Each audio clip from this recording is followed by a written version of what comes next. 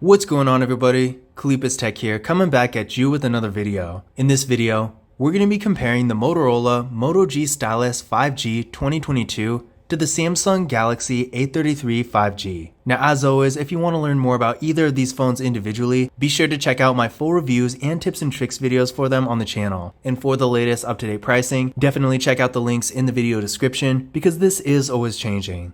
But with that being said, let's get started. So with the Moto G Stylus 5G 2022, we're getting a 6.8-inch 120Hz IPS LCD display with a resolution of 1080p, a PPI of 395, an aspect ratio of 20.5:9, and around an 85.8% screen-to-body ratio. With the Samsung Galaxy A33 5G, we're getting a 6.4-inch 90Hz Super AMOLED display with a resolution of 1080p, a PPI of 411, an aspect ratio of 20:9, and a screen-to-body ratio of about 83.7%. So both of these displays are really good, but they do have their own advantages over each other. On one hand, with the Moto G Stylus 5G, it's clearly the larger of the two, and not only that, but we're getting better dimensions here with an aspect ratio of 20.5:9 versus 20:9. The Moto G Stylus 5G has a slightly taller and more narrow form factor, so if you're doing something like streaming videos in landscape mode, for example, you're going to get a more immersive experience, and when you're reading, you can fit more content on the screen without having to scroll as much. In addition to this, the Moto G Stylus 5G does have a slightly higher refresh rate. Now, is this really going to be that noticeable? Maybe not to everyone, but keep in mind that with a higher refresh rate, the movement on the screen is going to be a little bit faster and smoother. So if you're doing something like watching videos or playing games, anything with motion on the screen, things are going to be a little bit smoother and faster, and you're just going to get a better experience overall. And when you're just navigating through the phones in general, with a higher refresh rate, things are going to look and feel a little bit more premium. But that being said, while the Moto G Stylus 5G does have the higher refresh rate of the two, the Samsung Galaxy A33 5G still has a 90Hz display, which is still a higher refresh rate than usual. So this difference, while still being sort of noticeable in certain situations, isn't really that crucial. Now, with the Samsung Galaxy A33 5G, this phone may not be quite as large as the Moto G Stylus 5G, but I would say the quality of the display in general is a little bit better. The main reason for this is that despite having the same resolution of 1080p, the Samsung Galaxy A33 5G does have a Super AMOLED display, and with a Super AMOLED display versus an IPS LCD, the colors tend to be a little bit bolder and more vibrant, the screens are a little bit brighter, and the viewing angles are better as well.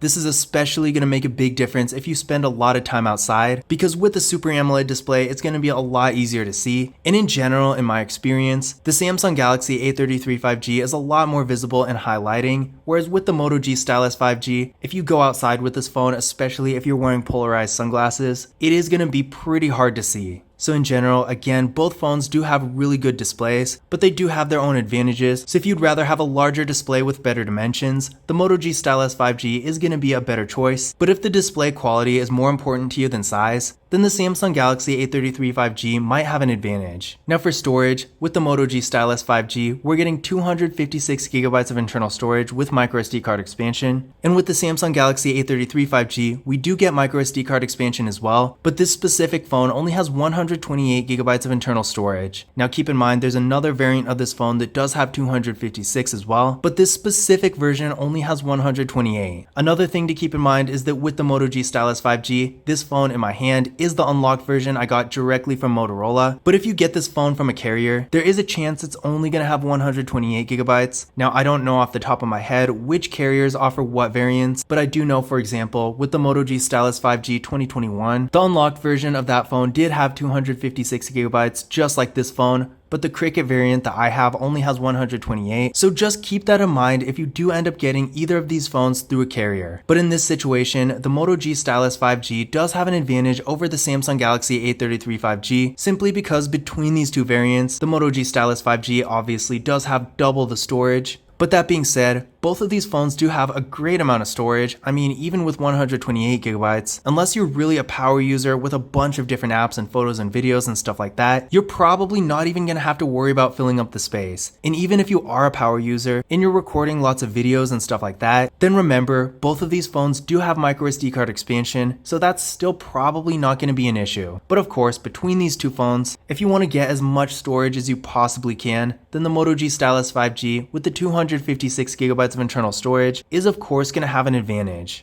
Now there's no wireless charging with either of these phones, but both phones do have fingerprint scanners as well as face unlock. With the Moto G Stylus 5G, we got a fingerprint scanner right here on the power key, definitely a nice spot for it. And with the Samsung Galaxy A33 5G, we got a fingerprint scanner right here in the display. Now I personally like this one a lot better, it just looks and feels a lot more premium. Let's try that one more time.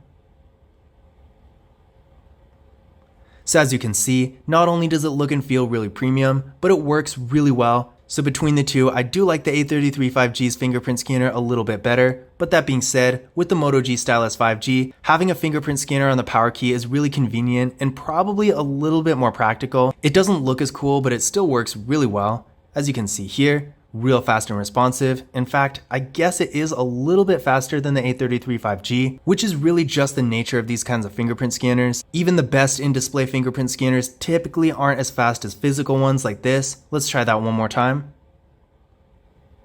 As you can see, it works just as well with the display off. So in general, in terms of practicality, I do think the Moto G Stylus 5G does have a slight advantage here, but really the difference is so small that it's going to be up to personal choice. I honestly still like the in-display fingerprint scanner a little bit better just because of how it looks, but of course having a fingerprint scanner on the power key is really convenient, so both of them are really good. And remember, each phone does have face unlock as well, so it's nice that we're getting two options to unlock them. Now taking a look at the camera setups here, with the Moto G Stylus 5G, we got a hole punch design for the front-facing camera, and this camera is 16 megapixels. Then on the back, we got a triple camera setup with a 50 megapixel main camera, an 8 megapixel ultra-wide camera that also doubles as a macro camera, and a 2 megapixel depth sensing camera. So in general, this phone has pretty much every camera feature you could expect in a mid-range phone. Now unfortunately for video, we do max out on this phone at 1080p in both the rear and front cameras, but as far as photos go, the features are really good. With the Samsung Galaxy A33 5G, we got a water drop notch for the front-facing camera, and this camera is 13 megapixels. Now between the two, I definitely think the Moto G Stylus 5G looks a lot better. I'm not a huge fan of water drop notches,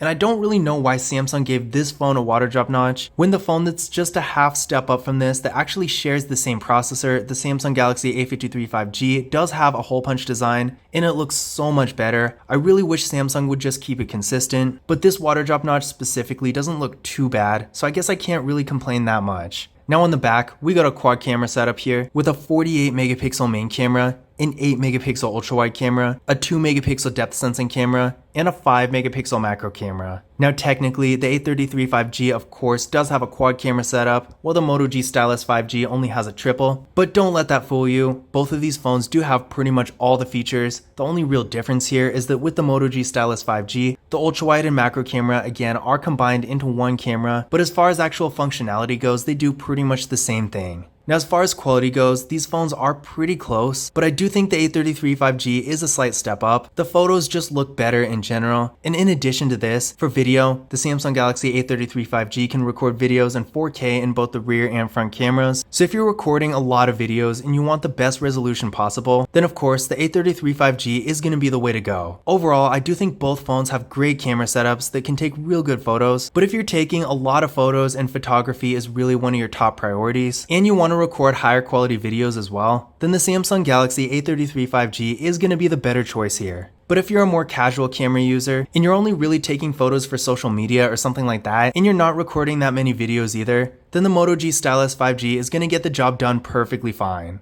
Now internally, with the Moto G Stylus 5G, we're getting 8GB of RAM with the Qualcomm Snapdragon 695 5G processor. With the Samsung Galaxy A33 5G, with this specific phone, we're getting 6GB of RAM with the Samsung Exynos 1280 processor. Now keep in mind, there are several different variants of this phone. There's one variant with 4GB of RAM, this variant that has 6GB of RAM, and another one that has 8. Now is this really going to make a huge difference? Not really, but at the same time it still does matter a little bit at least. So definitely just be aware that depending on which variant you get, the RAM could be different for you. But that being said, I did run Geekbench 5 benchmark tests on both of these phones. And with the Moto G Stylus 5G, we're getting a single core score of 672 and a multi-core score of 1917. With the Samsung Galaxy A33 5G, we're getting a single core score of 740 and a multi-core score of 1874. So as you can see here, the Moto G Stylus 5G is a tiny bit faster than the Samsung Galaxy A33 5G overall, at least according to this test, but it's really so close you're probably not even going to notice the difference when you're actually using the phones. So in general, I don't really think either phone exactly has an advantage over the other as far as processing power goes, but just know that compared to other phones in the similar price range, both of these phones are really good and definitely among the best for mid-range phones. As far as what each phone can handle, again, they really are going to be in the exact same ballpark, but that being said, there's really not a whole lot these phones can't do. Now of course, they're not going to be anywhere near the performance of a flagship phone, but at the same time, if you're using the phones for normal activities like web browsing, social media, streaming content like videos and music, and some moderate mobile gaming, then either of these phones will be perfectly fine. Really, unless you're doing something a little bit more extreme like playing Fortnite or maybe editing videos, neither of these phones is really going to have trouble with anything. In addition to this, it really kind of goes without saying, but I'm going to say it anyway, both of these phones are 5G phones, and while in 2022, a 5G phone isn't quite necessary yet, if you want access to your carrier's 5G network of course, and the latest and greatest technology, getting a 5G phone is really going to be the way to go. Now for the battery, the Moto G Stylus 5G has a 5000 mAh battery that supports 15 watt fast charging. With the Samsung Galaxy A33 5G, we're getting a 5000 mAh battery as well, and this phone supports 25 watt fast charging. Now I've talked about this in some other videos, but really with the Moto G Stylus 5G, sure 15 watt fast charging is not half bad, and in most situations that's all you're gonna need, but compared to pretty much every phone in this price range, it is a little weak. Most of the upper mid-range phones have at least 18 watt fast charging, if not 25. So if you want the best fast charging possible, then obviously the Samsung Galaxy A33 5G is going to have an advantage here. But now, as far as the actual battery itself goes, both of these phones of course have the same battery size, so you're not going to see a huge difference here, but that's not a bad thing because 5000 mAh is pretty much the largest battery you can get in a US smartphone. So you're going to get tons of battery life throughout the day, even if you're using your phone decently heavily. And down the road, as these batteries degrade, you're not going to notice it nearly as quickly as you would with something like an iPhone, because with a large battery like these, since you're already starting out with so much more life than you need, it's going to take quite a while before the battery degrading actually affects you. Now that being said though, one really tiny detail I do want to point out is that with the Samsung Galaxy A33 5G, having a Super AMOLED display does consume a little bit more power on average, so that might actually affect the battery life a little between the two. But then again, the Moto G Stylus 5G does have a slightly higher refresh rate, so it kind of evens out. But again, at the end of the day, both of these phones have such large batteries that it's really not going to matter either way. Another cool thing about both of these phones is that we do get NFC, which with the Moto G Stylus 5G being the first Motorola phone I've actually seen that has this feature, at least for the Moto G phones in the US that is, this was a really nice surprise. Now in case you don't know what it is, NFC is the technology behind contactless mobile payment services, stuff like Google Pay, Samsung Pay, Apple Pay, all that. So if you do like to use those tap and pay features,